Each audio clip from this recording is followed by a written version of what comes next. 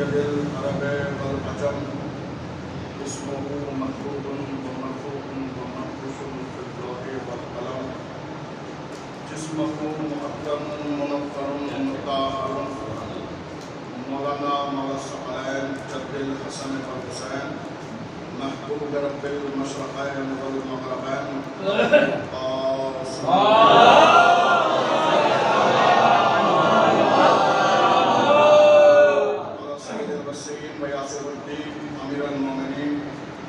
غالب علی کل غالب مغلوب لکل غالب یعنی علی ابن ابی طالب صلی اللہ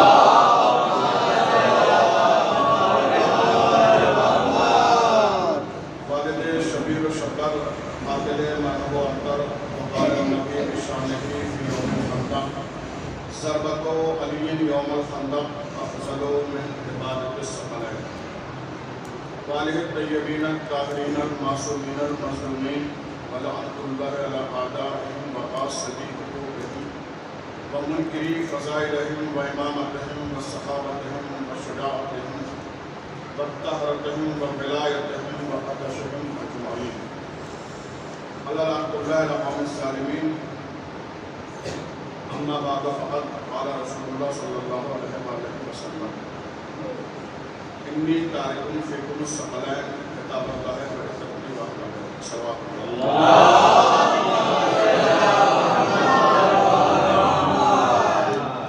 پروردگار عالم نے انسانوں کی ہدایت کے لیے 1,24,000 نبیوں کو بھیجا، جن میں سے پہلے نبی حضرت آدم علیہ السلام اور آخری نبی حضرت محمد مصطفیٰ صلی اللہ علیہ وسلم، اور یہ میں عرض بھی کر چکا ہوں کہ سرکار نے دنیا پر آنے کے بعد نہ خدا کی وحدانیت کا کلمہ پڑھوایا پہلے اور نہ ہی اپنی رسالت کا کلمہ پڑھوایا، بلکہ سرکار نے دنیا پر آنے کے بعد سب سے پہلے اپنی صداقت کا کلمہ پڑھوایا۔ جب دنیا نے پیغمبر کو سچا مان لیا، صادق تسلیم کر لیا، پھر کہا پیغمبر نے کہو لا الہ الا اللہ۔ میرا ایک سوال یہ ہے کہ دنیا میں آپ کہیں بھی چلے جائیں گے، کسی جگہ بھی، جو بھی مسلمان جہاں بھی شریعت پر جو بھی عمل کرتا ہے وہ حضور کے کہنے پر کرتا ہے۔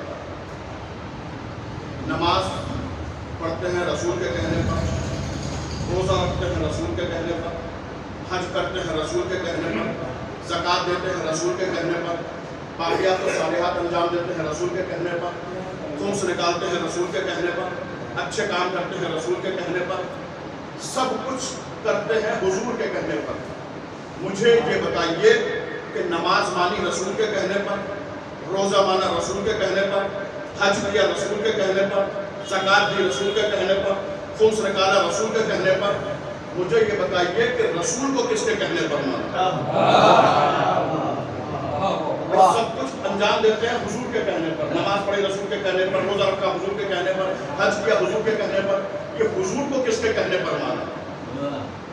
کیا اللہ نے آپ سے کہا ہے یہ میرے رسول ہے؟ اگر اللہ آپ سے کہہ دے تو اللہ اللہ نہ رہے، آپ کے درمیان آ جائے تو خدا خدا نہ رہے۔ کس نے کہا ہے آپ سے کہ یہ اللہ کے رسول ہے؟ نہ پتہ چلتا اگر اسلام کی پہلی دعوت نہ ہوتی۔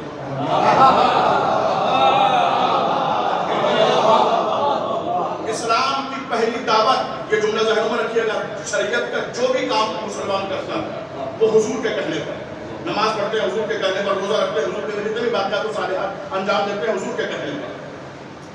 دعوت ذوالسیرہ میں پیغمبر نے کہا کہ جو میری نصرت کرے گا وہ میرا وزیر ہوگا، میرا جانشین ہوگا، میرا خلیفہ ہوگا۔ کوئی نہیں اٹھا، سب سے پہلے حضرت علی اٹھے۔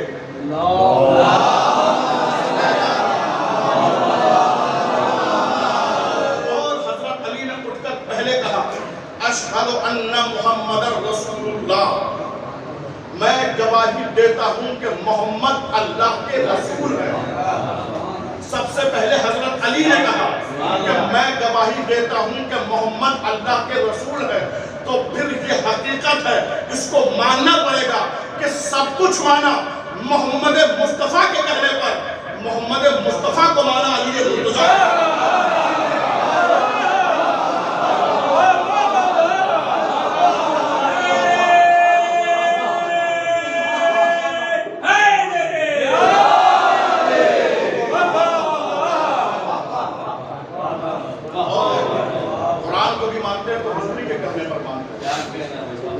اچھا میں ایک جملہ کہتا ہوں کہ یہ عقیدہ مجھے پتہ نہیں لوگوں کا عقیدہ، میرا عقیدہ نہیں ہے کہ جو یہ کہا جاتا ہے کہ جی قرآن سے ثابت کیجئے آل محمد، قرآن سے ثابت کیجئے محمد مصطفیٰ، قرآن سے ثابت کیجئے 14 معصومین، یہ لوگوں کا عقیدہ ہے، میرا عقیدہ نہیں ہے۔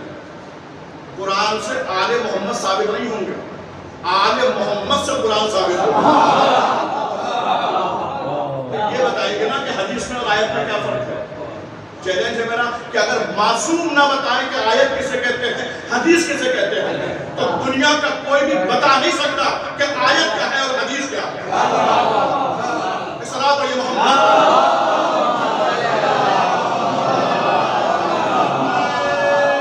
وہ ان کے قلب پہ نازل ہوا، انہوں نے بتایا کہ یہ قرآن ہے، اور یہ سرکار نے ہی فرمایا کہ میں تمہارے درمیان 2 چیزیں چھوڑے جا رہا ہوں، اور جیسا کہ میں نے رات عرض کیا تھا کہ نارت میں مرایا بے سمی لفظ کتابوں میں یہ سب کچھ قرآن مجید ہے۔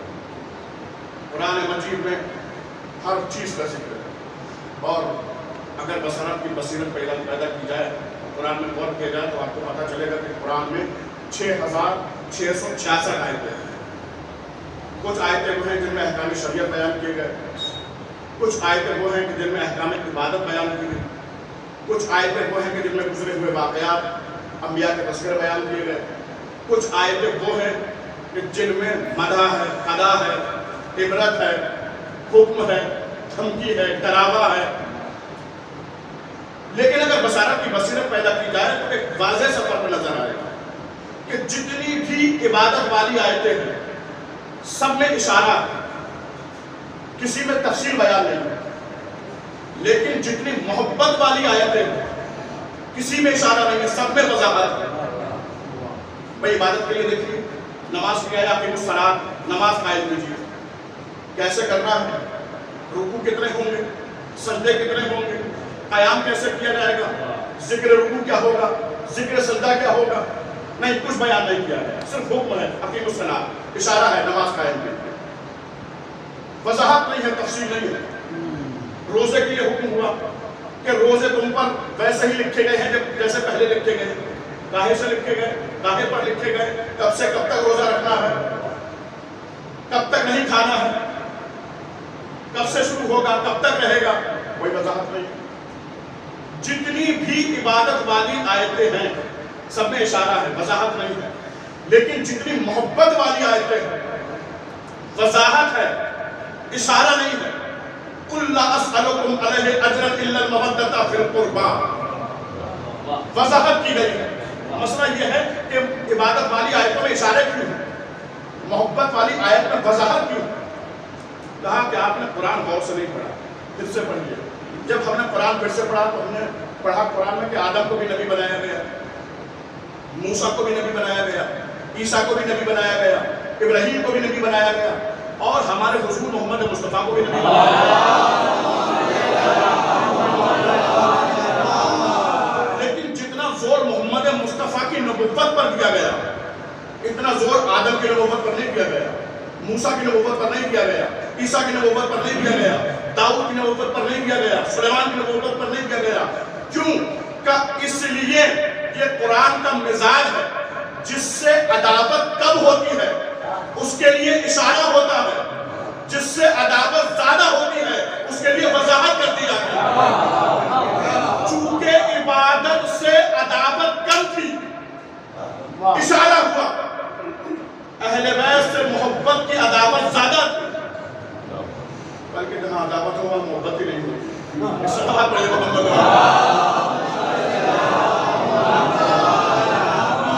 عبادت کے لیے اشارہ ہے لیکن محبت کے لیے وضاحت ہے۔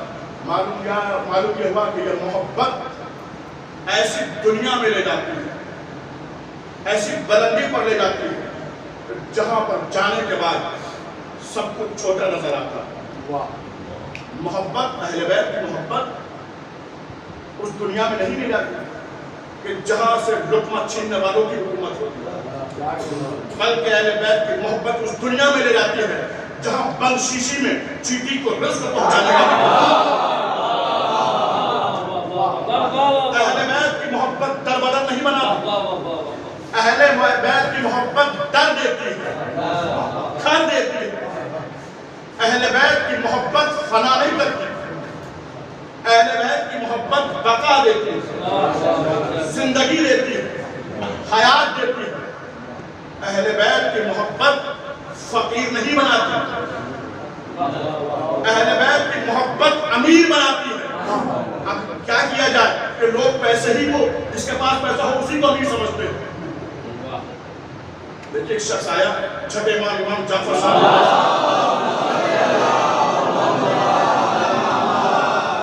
اور اس نے آنے کے بعد کہا کہ مولا میں فقیر ہوں۔ مولا نے فرمایا تم جھوٹ بول رہا ہے، تم دنیا کا امیر آدمی ہے۔ کہ نہیں مولا میرے پاس کچھ نہیں ہے، کہیں جیسے کھایا بھی نہیں ہے، میں فقیر ہوں۔ مولا نے فرمایا تو امیر ہے۔ کہ مولا میں فقیر ہوں۔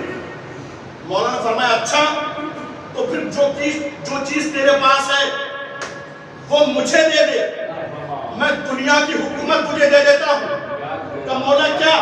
کہ جو ہماری محبت تیرے پاس ہے ہم دنیا کی حکومت تجھے دے دیتے۔ کہ مولا محبت میں کیسے دے دے؟ کہ پھر تو دنیا کا امیر آدمی تو غریب نہیں ہے۔ جس کے دل میں اہل بیت کی محبت ہے وہ امیر ہے، اور امیر کہیں مانگا نہیں کرتے۔ دیکھیے دنیا میں چلے جائیے، تجربہ کر لیجئے گا، کہیں بھی چلے جائیے، جو بھی ملے گا کیا تو محمد کے نام پر مانگتا ہوا ملے گا، یا علی کے نام پر مانگتا ہوا ملے گا، یا فاطمہ زہرا کے نام پر مانگتا ہوا ملے گا، یا امام حسن کے نام پر مانگتا ہوا ملے گا، یا امام حسین کے نام پر مانگتا ہوا ملے گا۔ بھئی اس سے کہیے کہ آپ صرف محمد کے نام پہ کیوں مانگتے ہیں، علی کے نام پہ کیوں مانگتے ہیں، حسن کے نام پہ کیوں مانگتے ہیں، حسین کے نام پہ کیوں مانگتے ہیں، کسی اور کے نام پہ کیوں نہیں مانگتے؟ دنیا میں تو اور بھی بہت بڑے امیر گزرے ہیں۔ حاتم بھائی کے طرح سفری آدمی تھا، اس کی سخاوت مشہور ہے۔ کسی نے کہا تھا امام سے کہ مولا حاتم بہت سخی تھا، 40 دروازوں سے دیتا تھا۔ مولا نے فرمایا وہ سخی نہیں تھا، وہ ذلیل کرتا تھا۔ ایک دروازے ہی سے اتنا کیوں نہ دے دیا کہ اور دروازوں پہ جانے کی ضرورت پڑے؟ تو دنیا میں بہت بڑے سخی گزرے ہیں۔ حاتم بھائی جیسے سخی گزرا ہے تو کسی اور کے نام پہ کیوں نہیں مانگتے دنیا کے لوگ؟ علی کے نام پہ کیوں مانگتے ہیں، حسن کے نام پہ کیوں مانگتے ہیں، حسین کے نام پہ کیوں مانگتے ہیں، پنجتن کے نام پہ کیوں مانگتے ہیں؟ اس سے کہیے بھائی کسی اور کے نام پہ کیوں نہیں مانگتے؟ دنیا میں بہت بڑے سخی بھی ہیں، صرف پنجتن کے نام پر ہی کیوں مانگتے ہو؟ تو وہ کہیں گے مولانا ہم فقیر ضرور ہیں مگر اتنا جانتے ہیں کہ بھیک بھکاریوں کے نام پر نہیں میرا کام۔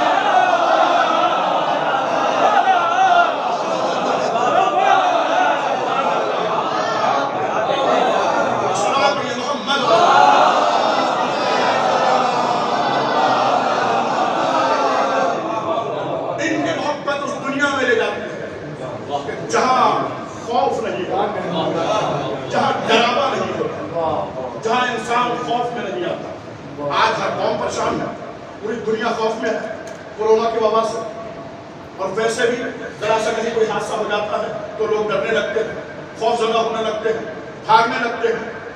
اس سے پوچھے بھائی کیا بات ہے، کیوں خوف زدہ ہے، کیوں پریشان ہے، کیوں بھاگ رہے ہیں؟ کیا بتائیں بس قیامت آ رہی ہے۔ کہیں ذرا سا دھماکہ ہو جاتا ہے تو لوگ خوفزدہ ہونے لگتے ہیں، بھاگنے لگتے ہیں، ڈرنے لگتے ہیں۔ پوچھئے کیا بات ہے بھائی، کیوں ڈر رہے ہیں، کیوں بھاگ رہے ہیں؟ کیا بتائیں بس قیامت آ رہی ہے۔ کوئی حادثہ ہو جاتا ہے لوگ خوف میں آ جاتے ہیں، کیوں خوف میں ہیں، کیوں پریشان ہیں، کیوں ڈر رہے ہیں؟ کیا بتائیں بس قیامت آ رہی ہے۔ ہر قوم پریشان ہے قیامت سے کہ قیامت آ رہی ہے، قیامت آ رہی ہے، قیامت آ رہی ہے۔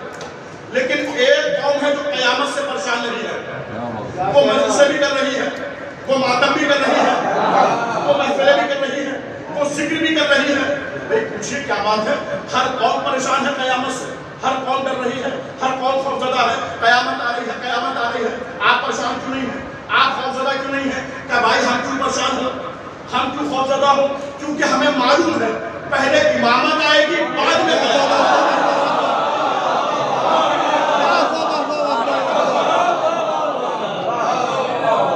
پہلے امام آئے گی. پردہ رخ روشن سے ہٹانا بھی قیامت، دیوانوں کو جلوہ نہ دکھانا بھی قیامت. جب تک وہ نہ آئیں گے نہ آئے گی قیامت. آنا بھی قیامت ہے، نہ آنا بھی قیامت.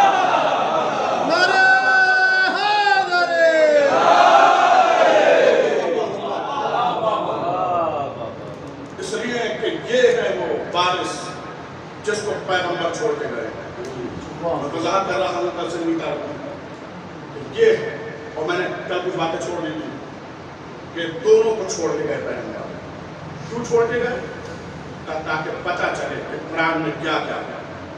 اور جیسا کہ میں نے کل عرض کیا تھا کہ قاری قرآن آج کے زمانے کا قاری جب قرآن کو کھولے گا اور قرآن میں واقعات پڑھے گا کہ آدم دونوں ہاتھوں سے بنائے گئے، موسیٰ کا سارتہا بنا، شیطان مار گئے، الہی سے نکالا گیا، عیسیٰ پیدا ہوتے ہی بولے.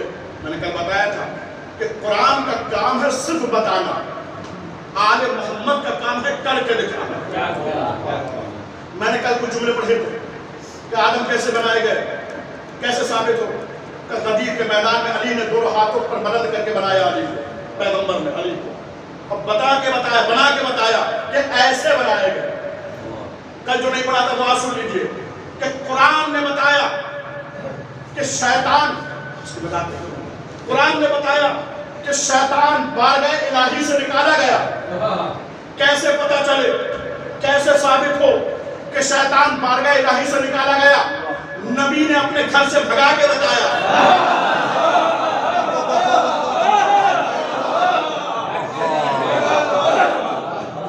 قرآن نے بتایا کہ موسیٰ کی قوم کے لیے من و سلوہ آیا. کیسے پتہ چلے کہ در فاطمہ زہرا پر آ جاؤ، دیکھو جناب فرشتہ نے آسمان سے کھانا کیسے منگایا.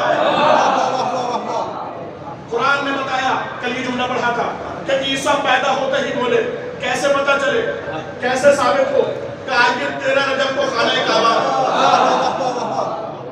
جب یہ بولتے ہیں تو کائنات بولتی ہے. قرآن نے بتایا کہ موسیٰ کا عصا اژدہا بنا. کیسے پتہ چلے، کیسے ثابت ہو کہ موسیٰ کا عصا اژدہا بنا؟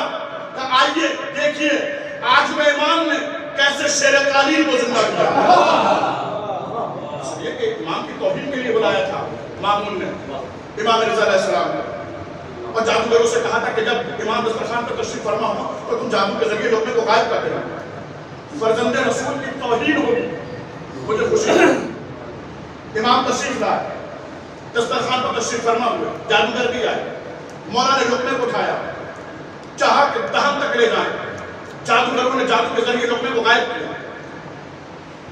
امام نے دوسری مرتبہ لقمے کو اٹھایا، جادوگروں نے پھر جادو کے ذریعے لقمے کو غائب کیا.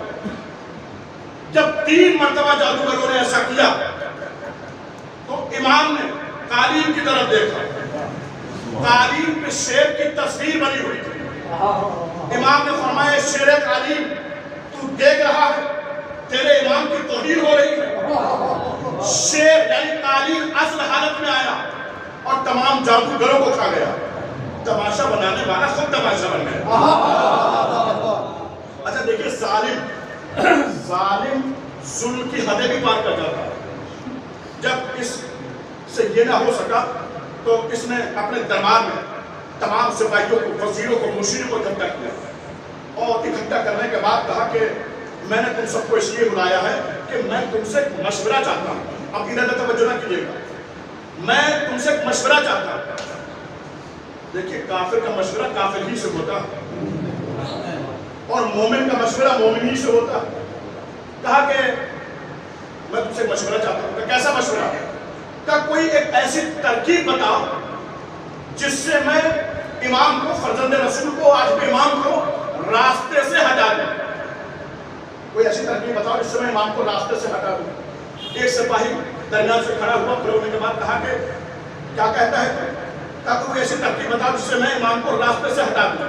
اس نے کہا کہ جس کو تو راستے سے ہٹانا چاہ رہا ہے اصل میں راستہ ہی وہی ہے.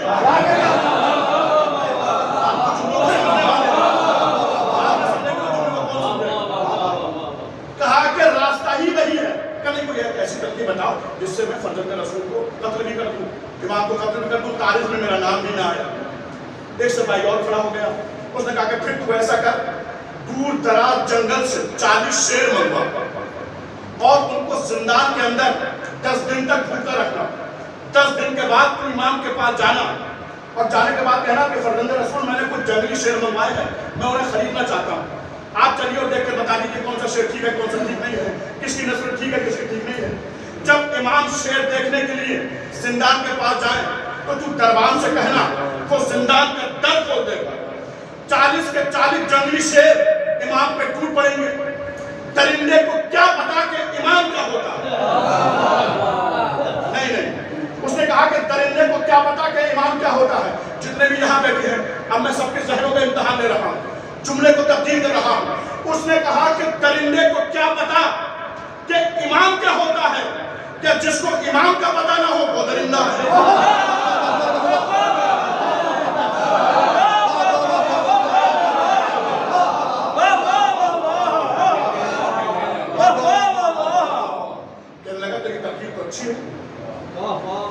پھر ایسا ہی کر لے. اس نے دور دراز جنگل سے 40 شیر منگوائے اور ان کو برکت الصبا میں رکھا. عربی میں چڑیا گھر کو برکت الصبا کہتے ہیں. برکت الصبا میں 10 دن تک انہیں بھوکا رکھا. 10 دن کے بعد مامون امام کے پاس گیا اور جانے کے بعد کہنے لگا کہ فرزند رسول میں نے کچھ جنگلی شیر منگوائے ہیں, میں خریدنا چاہتا ہوں اور آپ چلیے اور دیکھ کر بتا دیجیے کون سا شیر ٹھیک ہے, کون سا ٹھیک نہیں ہے, کس کی نسل ٹھیک ہے, کس کی ٹھیک نہیں ہے, میں خرید لوں گا. جیسے اس نے کہا امام سے آپ چلیے اور دیکھ کر بتا دیں کون سا شیر ٹھیک ہے, کون سا ٹھیک نہیں ہے, کس کی نسل ٹھیک ہے, کس کی ٹھیک نہیں ہے. امام مسکرائے اور مسکرا کے امام نے فرمایا مامون تو کب سے نسلوں کا خیال رکھنے لگا؟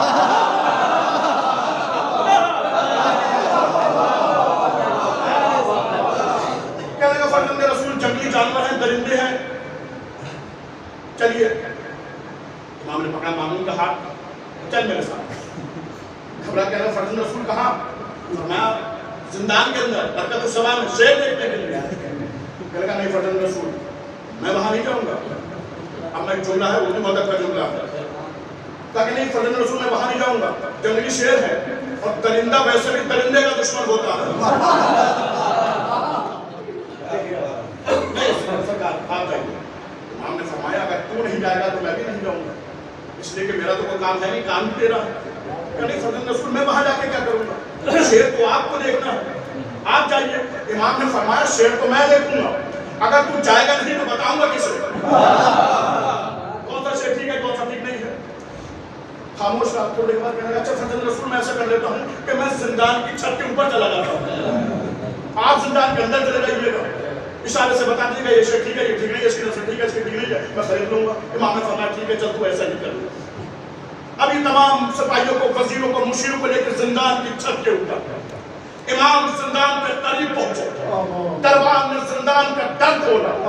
جیسے ہی زندان کا در کھولا 40 کے 40 جنگلی شیر اللہ کے شیر کے قدموں پہ چھوڑے. اب درمیان میں ہے انسانیت کا کعبہ, شیر طواف کر رہے ہیں, کوئی ہاتھوں کو چھو رہا, کوئی پیروں کا بوسہ لے رہا, کوئی دامن کو پکڑے کھڑا ہے, کسی کی آنکھوں میں آنسو ہے. اب تک کی تقریر کا سب سے قیمتی جملہ آپ تک پہنچا رہا ہوں. امام نے مامون کی طرف دیکھا اور دیکھنے کے بعد کہا مامون ان سب شیروں کو خرید لے, یہ سب شیر ٹھیک ہے, اور قیامت تک یاد رکھنا جو ہمارے قدموں پہ سر رکھ دے.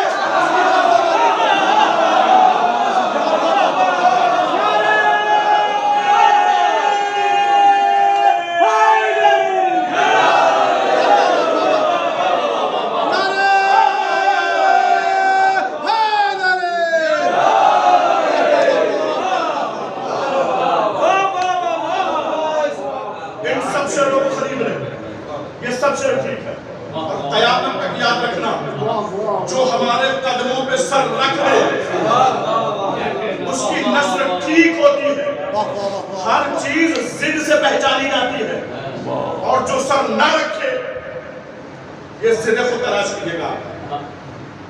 پھر اس کے بعد امام نے مامون سے کہا مامون نیچے آ جائے, میرے پاس آ کے بیٹھ جاؤ. نہیں فرزند رسول میں نیچے نہیں آؤں. امام نے فرمایا کہ معصوم ہو کے کہہ رہا ہوں, امام ہو کے کہہ رہا ہوں, آجا میرے پاس آ کے بیٹھ جا. اب میں ایک جملہ ضرور کہہ رہا ہوں لیکن اس کی تشریح نہیں کروں گا.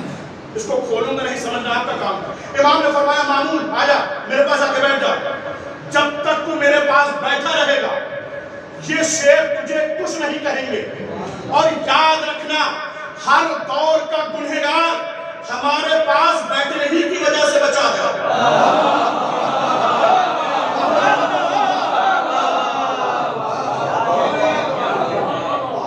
آج تک بچے ہیں، خبریں بچے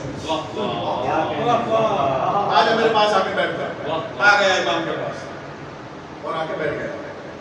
اب یہ شیروں کو دیکھ رہا ہے، شیر اس کو دیکھ رہا ہے۔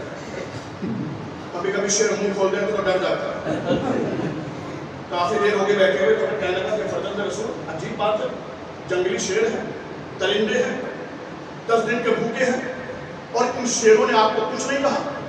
امام مسکرائے اور مسکرا کے امام نے فرمایا حق نے بنا دیا ہمیں قائم مقام کیوں، حق نے بنا دیا ہمیں قائم مقام کیوں، رکھا ہمارے ہاتھ میں سارا نظام کیوں، گر تو کہے تو ان کو زمانے عطا کروں، کہ یا علی مدد نہ کہے میں امام کیوں۔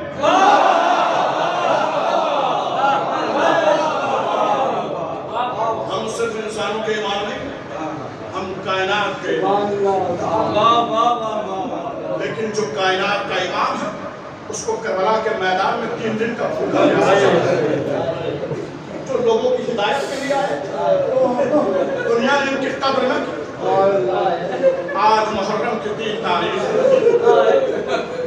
زکارہ نے مظلوم کربلا 2 محرم کو امام حسین کربلا میں آ گئے۔ جب یہ قافلہ کربلا کے میدان میں آیا تو چلتے چلتے امام حسین کا گھوڑا رک گیا۔ مقتل کہتا ہے کہ امام نے دوسرا گھوڑا بدلا لیکن اس نے یہ قدم آگے نہ بڑھایا۔ مقتل کہتا ہے کہ یہاں تک کہ امام حسین علیہ السلام نے 7 گھوڑوں کو تبدیل کیا لیکن کسی گھوڑے نے قدم آگے نہ بڑھایا۔ یعنی امام کے رہبار بھی جانتے ہیں کہ زمین کربلا ہے۔ امام نے اصحاب سے پوچھا تاکہ ہم تک بات پہنچ جائے کہ یہ بتاؤ یہ کون سی جگہ ہے۔ لوگوں سے پوچھا تو لوگوں نے کہا کہ اس کو نینوا کہتے ہیں، کہا کچھ اور بھی کہتے ہیں، کہا اس کو کربلا بھی کہتے ہیں، اس کا نام کربلا ہے، کہ بس یہی ہمارا مقام ہے۔ بنی اسد کے لوگوں نے کہا آقا یہاں نہ ٹھہریے، یہاں انبیاء کو سکون نہیں ملا، یہاں انبیاء کو تکلیفیں پہنچی۔ امام نے فرمایا میں حسین خیام نصب کیے، جب خیام نصب ہو چکے تو ایک مرتبہ جناب زینب نے جناب فضہ سے کہا اما فضہ ذرا میرے بھیا حسین کو خیمے میں بلا کے لاؤ۔ امام حسین خیمے میں آئے، بہن کیا بات ہے؟ کہ بھیا جب سے یہاں خیام نصب ہوئے میرا دل بے چین ہے، اے بھیا ایسا لگتا ہے جیسے خیمے کے پیچھے سے کسی بیوی کے رونے کی آواز آ۔ کہا کہ بہن نہ پہچانا، یہ ہماری اور تمہاری اماں فاطمہ زہرا ہے، جب سے ہم نے مدینہ چھوڑا اماں نے لہب کو چھوڑ دیا۔ اللہ تعالیٰ نے موجود کربلا، اس کے بعد امام حسین علیہ السلام نے زمین کربلا کو خریدا اور بنی اسد کو ہوا کر دیا، اور پھر بنی اسد سے کہا کہ سنو میری وصیت ہے کہ جب میرا کوئی زائر یہاں آئے تو اس کو 3 دن تک مہمان رکھنا، اور سنو ہمارے قتل ہونے کے بعد یہاں پر تم آنا اور ہمارے لاشوں کو دفن کر دینا۔ اور بنی اسد سے کہا کہ اب جاؤ تم چلے جاؤ اور اپنے گھر کی عورتوں کو بھیج دو۔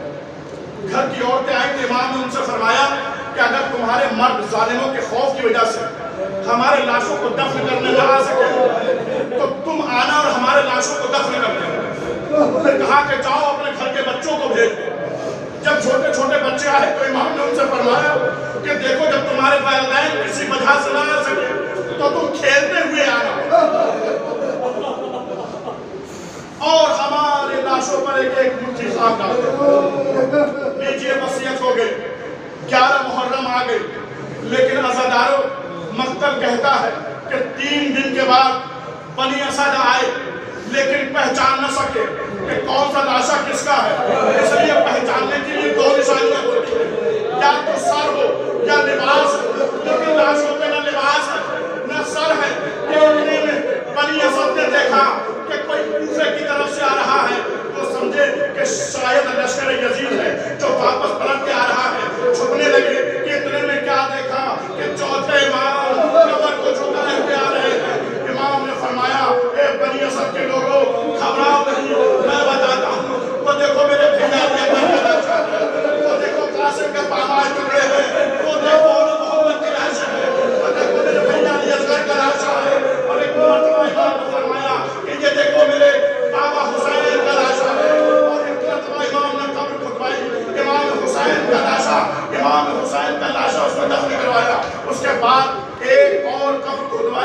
اور کہا کہ سنو تم آگے نہ بڑھنا.